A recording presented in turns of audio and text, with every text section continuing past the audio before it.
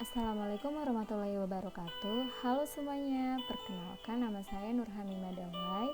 Saya merupakan mahasiswa dari Politeknik Negeri Medan di jurusan akuntansi, prodi akuntansi semester 5. Adapun tujuan dari pembuatan video ini untuk memenuhi tes 3 dari dosen pembimbing mata kuliah Sistem Informasi Akuntansi, yaitu Ibu Raya Puspita Sari Hasibuan, SEMSI. Oke, langsung saja ya. Nah, di pertemuan kali ini saya akan menjelaskan kasus 9, yaitu siklus aset tetap, dan kita mulai dari diagram konteks.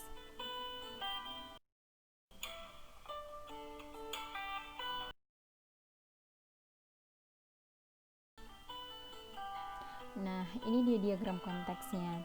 Di diagram konteks ini, manajer produksi akan membuat laporan dan permintaan pembelian aset atau mesin produksi dan selanjutnya mengirimkannya ke vendor untuk melakukan pemesanan. Setelah vendor menyetujui permintaan pembelian mesin produksi, vendor akan memproses pesanan pembelian dan manajer produksi akan membuat persetujuan untuk mengambil aset tersebut atau vendor yang akan mengirimkannya. Nah, setelah vendor selesai memproses pesanan pembelian, vendor akan mengeluarkan barang, salinan pesanan pembelian, dan faktur pembelian, yang kemudian akan mengirimkannya ke departemen penerimaan. Lalu, manajer produksi akan mengirimkan formulir rincian transaksi beserta salinan pesanan pembelian, faktur pembelian, dan kebutuhan modal ke departemen utang dagang. Dan selanjutnya, Departemen akuntansi akan melakukan proses pembayaran ke vendor atas pembelian mesin produksi tersebut, dan Departemen akuntansi juga akan melakukan pembayaran untuk proses akuisisi aset tetap dan pemeliharaan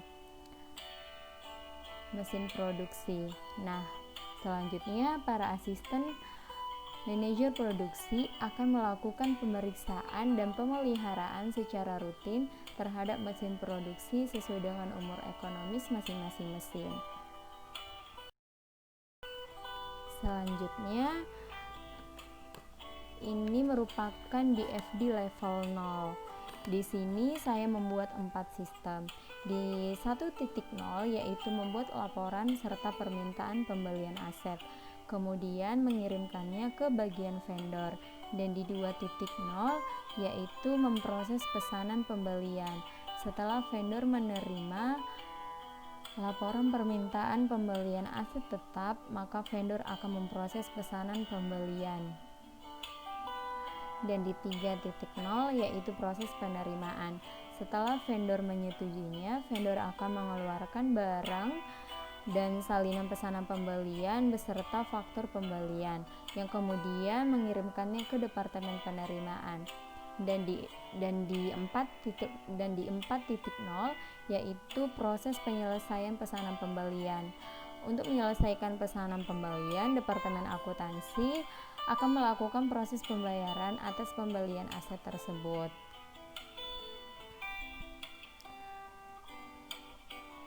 Ke bagian vendor. Lalu Departemen akuntansi juga melakukan pembayaran untuk proses pemeliharaan mesin produksi,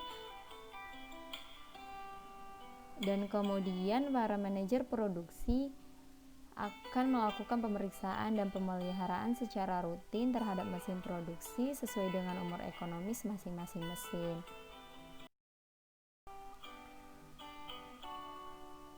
Selanjutnya masuk di DFD level 1. Nah, di DFD level 1 ini saya membuat 2 sistem. Di 1.1 yaitu membuat laporan dan permintaan pembelian aset, dan ini memerlukan data master yaitu data master produksi. Dan di 1.2 yaitu penyelesaian laporan permintaan pembelian aset. Setelah pembuatan laporan dan permintaan pembelian aset diselesaikan, maka keluar laporan pemesanan. Di DFD level 2, di sini saya membuat 2 sistem. Di 2.1 yaitu memproses pesanan pembelian. Dan ini memerlukan data master yaitu data master vendor, dan di 2.2 yaitu proses penerimaan pesanan pembelian. Setelah vendor menyetujuinya, maka vendor akan mengeluarkan barang beserta salinan pesanan pembelian dan faktur pembelian. Selanjutnya di DFD level 3, di sini saya membuat dua sistem. Di 3.1 yaitu proses pembayaran, dan ini memerlukan data master akuntansi. Dan di 3.2 yaitu pemeriksaan dan pemeliharaan mesin produksi sesuai dengan umur ekonomis masing-masing mesin. Oke, ini dia flowchartnya. Manajer produksi. Yang pertama, laporan dan permintaan pembelian aset belum diisi. Selanjutnya, pembuatan laporan dan permintaan pembelian aset. Dan laporan dan permintaan pembelian aset fix, maka akan dikirimkan ke bagian vendor. Setelah vendor menerima laporan permintaan pembelian aset yang fix dan vendor telah menyepakati kontrak, maka vendor akan memproses pesanan pembelian.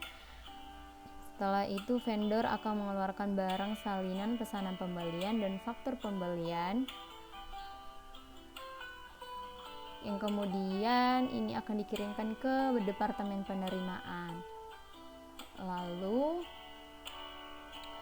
setelah departemen penerima menerimanya, maka departemen penerimaan ini akan melakukan penyimpanan ke catatan aset tetap perusahaan. Lalu manajer produksi akan mengirimkan formulir rincian transaksi ke Departemen Utang Dagang beserta salinan pesanan pembelian, faktur pembelian, dan kebutuhan modal. Dan Departemen Akuntansi akan melakukan proses pembayaran ke bagian vendor atas pembelian aset tersebut, dan juga melakukan pembayaran untuk pemeliharaan mesin produksi. Dan para asisten manajer produksi akan melakukan pemeriksaan dan pemeliharaan mesin. Nah, ini dia kelemahan pengendalian internal berdasarkan SAS 78.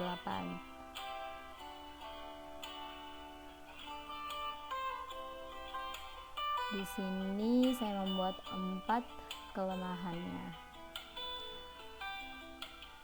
Kalian bisa lihat sendiri di sini.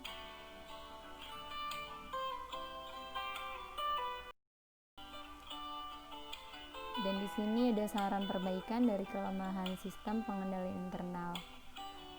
Teman-teman bisa lihat di sini juga.